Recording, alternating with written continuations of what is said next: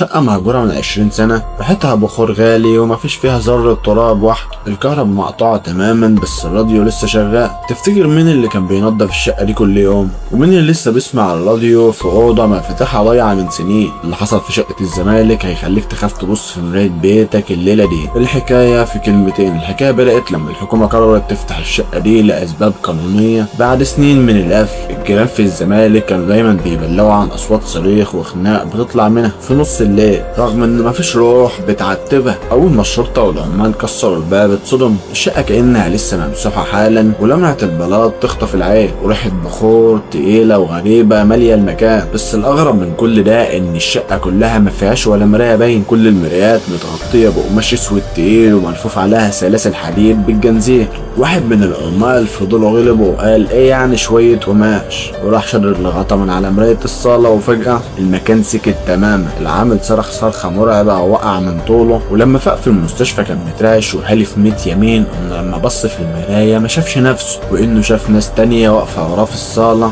ناس لابسة لبس قديم وبتضحك له ببرود وشمات وكأنهم بيقولوا له انت اللي فتحت الباب علينا. التحريات والقصص القديمة بتقول ان صاحب الشقة دي كان غاوي تحضير، وقبل ما يموت وصى ان مفيش مخلوق يدخل الشقة دي ولا حد يشيل الغطا من على المرايات. والظاهر كده اللي حضرهم لسه عايشين هناك ومستنيين اي حد يرفع القماش عشان يبدلوا معاه الاماكن. الشقة دي لسه موجودة ومحدش قدر يسكن فيها لحد النهارده. تفتكر لو انت مكانه والمراية دي قدامك هتقدر تقاوم فضولك وتخلي الغطا مكانه، ولا هترفع القماشة وتشوف ايه اللي وراها؟ ودي كانت حكاية جديدة من حكاوي الدهشات.